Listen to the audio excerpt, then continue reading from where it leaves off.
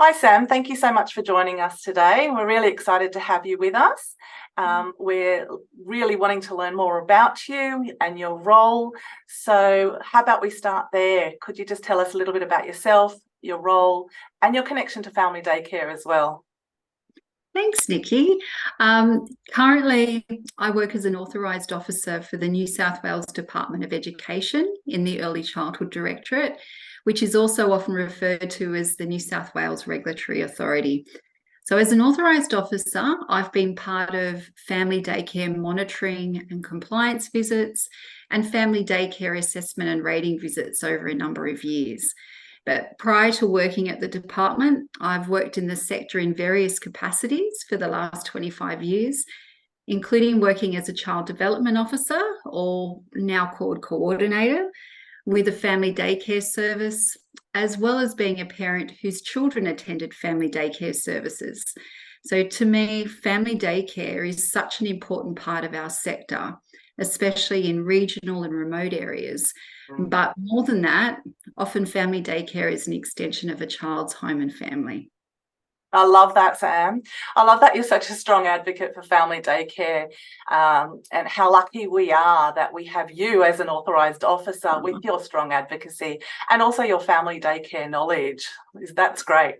I'm also interested, and I'm sure all our family daycare service leaders and educators who are with us here would like to know, what's your favourite part about being an authorised officer? Well, my favourite part about being an authorised officer is supporting services. Working for the New South Wales Regulatory Authority, I'm currently placed in a team called the Continuous Improvement Team, where we support and guide services in how to engage in the process of self-assessment and how it can support ongoing improvement in their service. So that includes identifying, documenting key practices against the national quality standards, which in New South Wales can also be used to support the services assessment and rating visit. And we also help to answer their assessment and rating related questions, or support services with potential assessment and rating IT challenges, like helping services upload their key practices into the self-assessment and quality improvement planning portal. And my other favourite part of being an authorised officer is that I'm able to visit many services from different service types and meet many wonderful educators and others who work in various capacities in our sector. Thanks, Sam. Sounds like you really, really do enjoy supporting and mentoring, and this position has provided you with this great opportunity for you to do this. That's awesome. Also, knowing a little bit about the continuous improvement team, working with authorised officers and also speaking with you, I hear that relationships are at the core of this support, and that a key focus is partnering with services to achieve quality outcomes for children, families, and the team at the service. So I love that focus on partnerships, collaboration, and building those positive relationships to achieve those quality outcomes, which is the goal that all of us in this sector is aiming for and hoping continues in all our services. I just want to loop back to your share about the importance of family daycare in our sector. How would you describe the assessment and rating process in family daycare?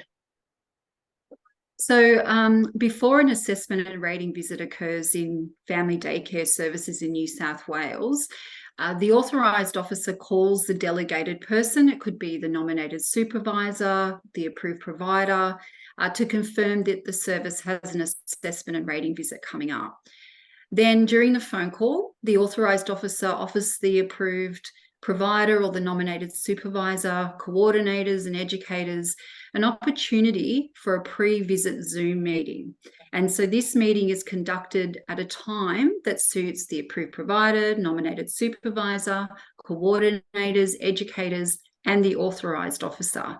And it's through this meeting, it gives everyone in the service the opportunity to meet and hear from the authorised officer who's coming to the service, and helps everyone to become more confident with the assessment and rating process. So the authorised officer will talk about what to expect during the visit to increase educators' understanding of what might happen on the day and answer any questions that they might have. In my experience, educators have said that they've felt more comfortable going to an assessment and rating visit after they've seen and met the authorised officer online. I think that's a great top tip that you've just shared there. If I were a service and you called me, or my RA called me for to notify of assessment and rating, and then my authorised officer called me to introduce themselves and offer me this opportunity for a pre-visit Zoom meeting, I'd absolutely accept it. It's such a great way to begin the relationship between the authorised officer and the service team. It's also like a lovely meet and greet, isn't it? And an opportunity to ask questions. Both sides, everyone involved can ask questions. Can start the assessment and rating process on the same page. And I think it's also great for educators to become more comfortable with the authorised officer and the whole assessment and rating process. Speaking about becoming more comfortable though, I know our educators who are listening would like to learn a little bit more about the selection process. So how is the decision made as to which educators will be visited in their own homes? Well, prior to the assessment and rating period, the provider of the family daycare service provides us with a list of active educators currently working at the service. So the service can nominate individual educators that they would like to be considered in the assessment and rating visit. But please note that these are only nominations. And while the authorised officer does prioritise to include these educators, there are a lot of factors to be considered when choosing which educators will be included at the assessment and rating visit. And then in New South Wales, authorised officers apply a risk-based approach when selecting how many and which educators will be visited on the day. So the number of family daycare educators to be visited are based on the number of active educators and other considerations, such as the service's compliance history. So that's all a factor there. But then going on from there, the assessment and rating visit includes a combination of announced and unannounced educator visits. So services should be also aware that additional educators may be visited during the assessment and rating visit to ensure that the service is able to showcase their practices and for the authorised officer to gather enough information to determine a fair rating. Then, the day before assessment and rating occurs, the service will receive further information about the visit, including the names of the educators who will be visited as part of the announced visits. Then, on the day of the assessment and rating visit, educators can have coordinators attend the visit with them for some additional support if they would like that. And it's always helpful to have relevant documentation available prior to the visit so that it's easy to access during the visit if needed. The authorised officer spends time at the principal office and educators' services to confirm the key practices and to gather additional evidence to help to determine the rating. Thanks, Sam. I think you've just given us another great tip. And that is to have or invite coordinators to attend the visit with both the authorised officer and the educators in their home. I feel that, as you mentioned, that will really support the ease of the visit itself. The coordinators can be there as a prompt, I think, also because coordinators really do know their educators really well, and educators may feel a little bit nervous during the visit, and although they're already implementing awesome work or doing awesome work, they might forget some things. So having the coordinator there to remind you as the educator, I think that's a piece of gold that I think our educators can and coordinators here today can take away with them as well.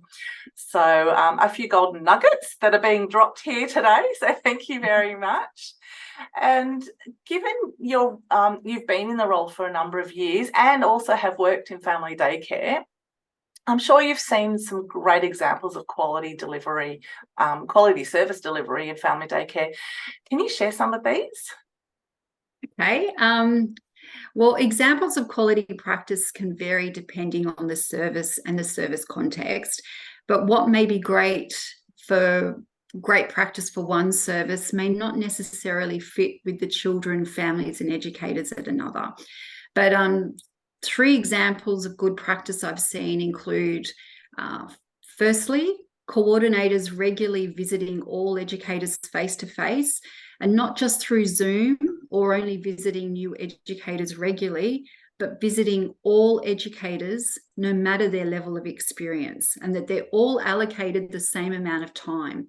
More experienced educators may not need as much support, but can help contribute to the service in many other ways.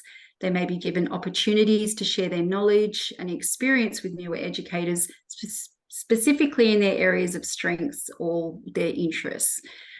Secondly, acknowledging educators by having end-of-year celebrations with just the educators and their own families. An example of this was a formal dinner celebration with awards handed out to recognise individual educators and the work they do. And a lovely other practice I've seen is educators being supported to start their own self-assessment. So by doing this, educators become more aware of the national quality standards, laws and regulations, as they're having to confirm the law and regulations in the document and write their own key practices. Then, at visits with the coordinator, the educator can have discussions on key practices they've identified or areas of improvement in their own service. And then these ideas can be considered in the services self-assessment and discussed at more formal meetings with all educators. This practice helped educators to have a more thorough understanding of the national quality standards and gave educators ownership of the services self-assessment. Wow, Sam, again, golden nuggets. These are great. Thank you. Can I just highlight here that I'll pull one of those nuggets out, the self-assessment practice that you just shared. And I'll highlight that we all know that a self-assessment is required for the whole service. But what a great way to get buy-in from educators and to support their professional growth by inviting them to do their own self-assessment. And then that feeds into the whole service self-assessment. I think that's a lovely strategy to implement. So finally, before we finish, sadly we're nearly finished, we're having a lot of fun here, but before we finish, I'm just wondering if you can share maybe one or more pieces of advice that you would give a family daycare service who has been called for assessment and rating. Sure. So I've got some pieces of advice for family daycare services and educators who have been called for assessment and rating. Firstly, that it's okay and it's very normal to be nervous. And if you're asked a question by the authorised officer and you're not sure how to respond, it's okay to ask the officer to rephrase or repeat the question, or even ask them if you can have a moment to think about it before responding. It's okay to do that. The other thing is to remember that children are the priority. So authorised officers will wait for educators to respond to and attend to children's needs first before expecting educators to answer any questions. And lastly, and most importantly, assessment and rating is your time to shine and to showcase all the wonderful practices and work you do with children and families every day. Sam, I couldn't agree more. I think with all of those top tips and shares, and I think if you remain focused on why you're here, that is for the children, that's why we're in this sector, and we remember the awesome work that we do, or the awesome work that you, the educators and service leaders, do with and for children every day. I'm hoping, we're all hoping, I'm sure you're hoping, Sam, too, that, and you have mentioned it, that you'll see assessment and rating as an opportunity to share this awesome work and shine. So embrace it. Thank you so much for joining us today, Sam. I've really enjoyed chatting with you, and I'm sure our service leaders and educators have taken away many gems or golden nuggets, as I have mentioned throughout the interview, from this chat with yourself. So thank you very, very much. We really, really appreciate it and wish you all the best in your role. Thanks. Thanks, Nikki. It was lovely being here.